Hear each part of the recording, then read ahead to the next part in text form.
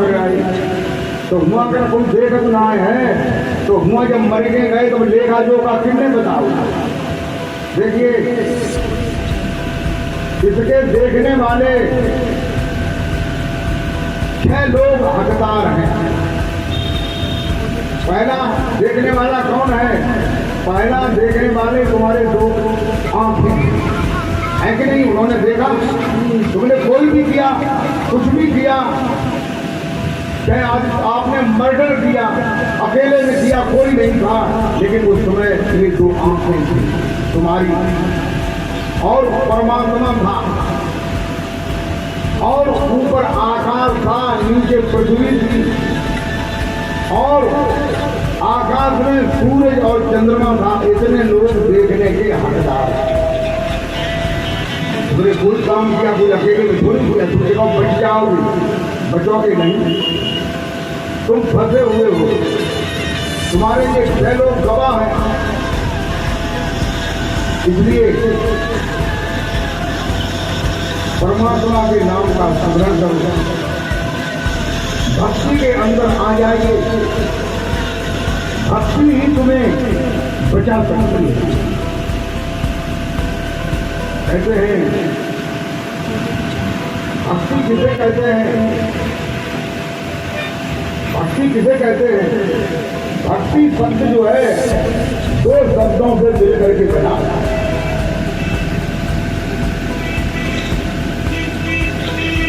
भक्ति शब्द जो है एक शब्द से बना है। भक्त माने मिलना। भक्त माने पहले किसका मिलना है?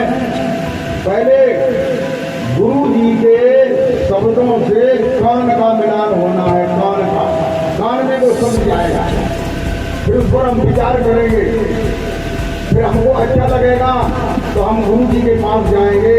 फिर किसका मिलान होगा? तुम्हारे सिर का और गुरु जी के चरणों का, ये मिलान हुआ। फिर गुरु जी तुम्हें सूरज शब्द का ज्ञान देंगे। तुम्हारे अंदर में ही सूरज है और तुम्हारे अंदर में ही शब्द है, तो 2 का मिलान करेंगे।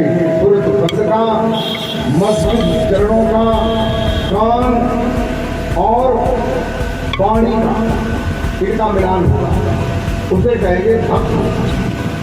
और एक शब्द आता है विभक्त। विभक्त माने इसमें 2 शब्दों से मिलकर के विभक्त शब्द बना है। एक शब्द है पी, दूसरा शब्द है भक्त। यानी विभक्त, विभक्त माने अलग होना और भक्ति माने मिलना। तो ये भक्ति कैसी है, उसके बारे में थोड़ा सा मैं आप लोगों को बता रहा हूं।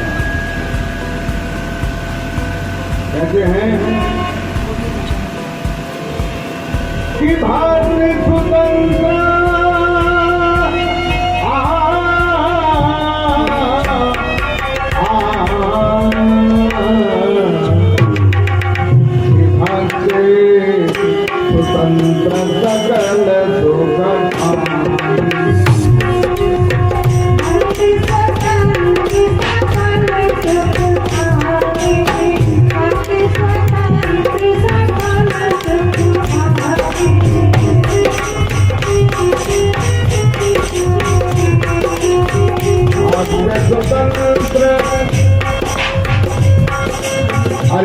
स्वतंत्र स्वतंत्र सकल सुख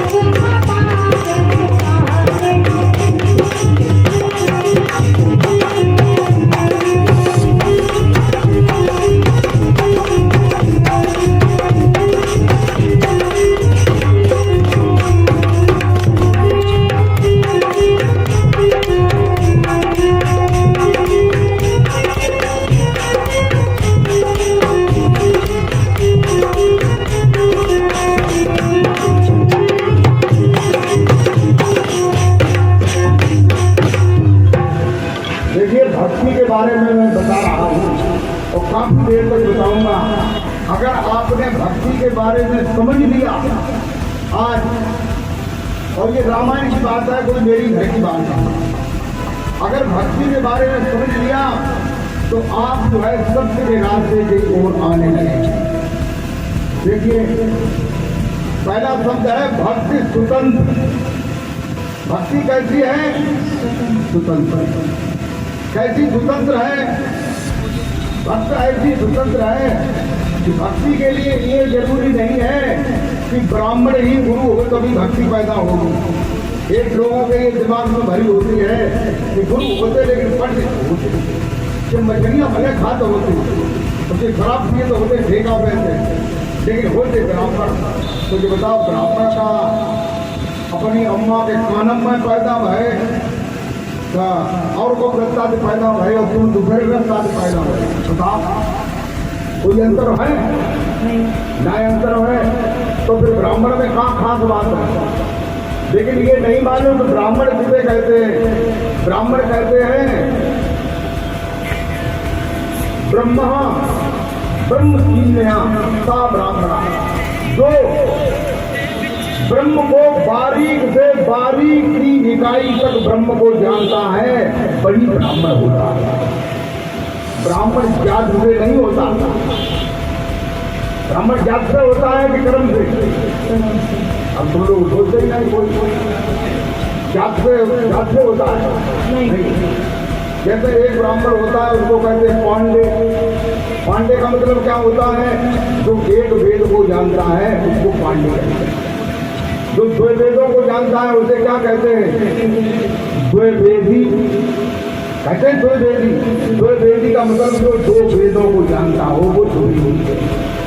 और जो तीन वेदों को जानता है वो कौन है? त्रिवेदी है, त्रिवादी कहते हैं। जो चार वेदों को जानता है उसको चतुर्वेदी कहते हैं। कहते कि नहीं? लेकिन आज के ब्राह्मण जो है विज्ञान घटना वेद की गिल्ली नहीं देगी, करो जिन्हें गिल्ली न देगी हो कि हमारे बराबर में आए कि वेद की गिल्ली दे दिया है। कोई ब्राह्मण जो है कर्म से होता है, जात से। जिसको एक ब्राह्मण होता है उसको दीक्षित कहते हैं। क्या कहते हैं? दीक्षित का मतलब क्या होता है? जिसने सदगुरु से ब्रह्म की दीक्षा ली है उसे दीक्षित है। और जाने दीक्षा ही नहीं लगी और बेटा तो खूब दीक्षित है, तो कैसे दीक्षित? तो देखिए, ये चीजें पहले चलती नहीं लेकिन अब नहीं चलेंगी। अब जो है सभी जातियों को ज्ञान हो गया। एक ब्राह्मण को कहते हैं द्विज। क्या कहते हैं? द्विज। क्या कहते हैं? तुम लोग बोलते ही नहीं। अरे हाँ हूँ तो बड़ा जो समझ में आए तुम लोग सुन रहे हैं। द्विज का मतलब क्या होता है? तो माने दूसरा, क्या माने जन्म। जिसका माँ के गर्भ से तो सबका जन्म होता है, ब्राह्मण का, क्षत्रिय का, वैश्य का, शूद्र का, सबका, सभी वर्णों का। लेकिन जिसे सदगुरु की शरण में पहुंच करके ज्ञान का दूसरा जन्म हो जाता है तो ऐसे उसे द्विज कहते हैं। द्विज माने ब्राह्मण। तो लोगों कहते हैं भक्त स्वतंत्र सकल सुख खानी। भक्ति ये नहीं है कि तुम काशी में जाओ, वृंदावन में जाओ, मथुरा में जाओ, वहाँ कुछ पंडा मिले, वो तुम्हें ज्ञान दे दे कि राधे राधे काल फिर तब भक्ति पैदा होगी। तो भक्ति किसी के बंधन में नहीं है। भक्ति किसी मंत्र से पैदा हो जाए, जैसे कोई मंत्र दे दे उससे पैदा हो जाए, तो भक्ति मंत्र के भी बंधन में नहीं है। भक्ति का कोई लाल पियरे कपड़ा पहने हुए कोई महात्मा हमारे कहीं दाढ़ी रखाए हुए बातें भक्ति को पुलकिया निकली हुए बातें निकलती हुए भक्ति को रख बातें भक्ति प्राप्त हो जाए वो भी नहीं होगी। भक्ति जो है उस संत से होगी जिस संत के पास परमात्मा का ज्ञान होगा, उससे भक्ति उदय हो। भक्ति स्वतंत्र सकल सुख खानी और फिर सत्संग न पावे प्राणी। और वो किससे प्राप्त होती है? सत्संग। कौन से सत्संग से? सत्य के संग से। सत्य जो है एक परमात्मा का नाम है जो तुम्हारी सांसों में रमण करता है। उससे तुम अपनी सुरत को संग करो और उसका अभ्यास करो तो भक्ति उदय हो जाती है। बोलो सतगुरुदेव भगवान की जय।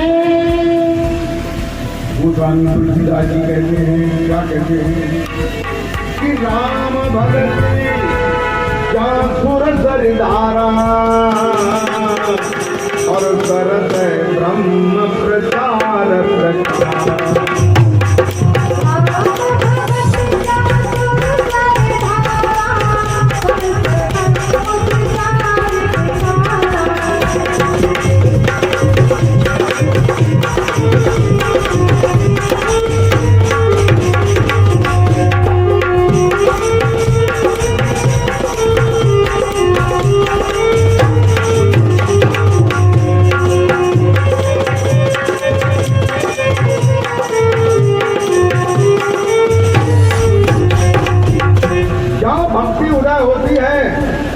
कहते कि राम भगत जहाँ सुर सर धारा, जैसे गंगा जी की धारा की तरह पवित्र और निर्मल जल आता है, ऐसे ही जब भक्ति उदय हो जाती है तो उस भक्त के, उस संत के आंखें भी गंगा की तरह स्वच्छ हो जाती हैं।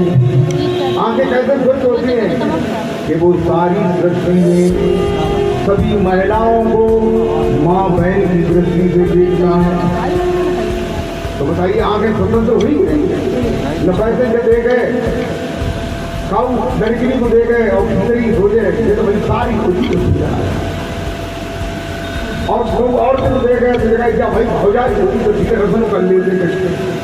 तो क्या है, उसकी आंखों में दोष है, उसके विचारों में दोष है। जब भक्ति उदय होगी तो कान भी अच्छे होंगे, फिर वो कानों से ये नहीं सुनना चाहेगा क्या कि झुमका गिरा रे बरेली के बाजार में, झुमका गिरा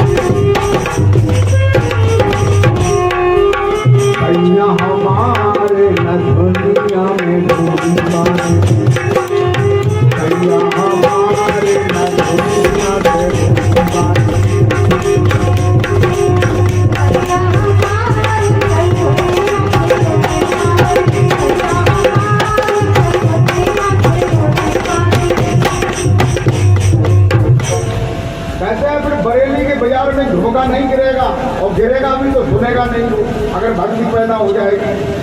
और भैया हमारे न दुनिया से गोली मारे तो न दुनिया से गोली मारे तो एक नाक के दरवाजों से श्वास अंदर जाती है और बाहर आती है और इसी के अंदर परमात्मा का नाम विद्यमान है।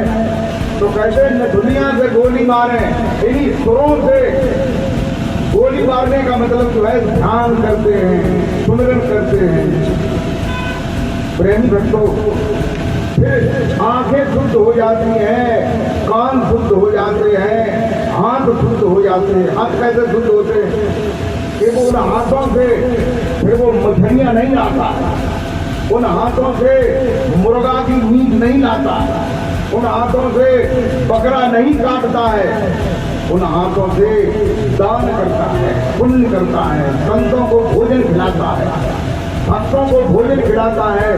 तो हाथ भी पवित्र हो जाते हैं, पैर पवित्र हो जाते हैं कि जहाँ सत्संग हो रहा है बात चल करके दो पैरों से सत्संग सुनने जाता है।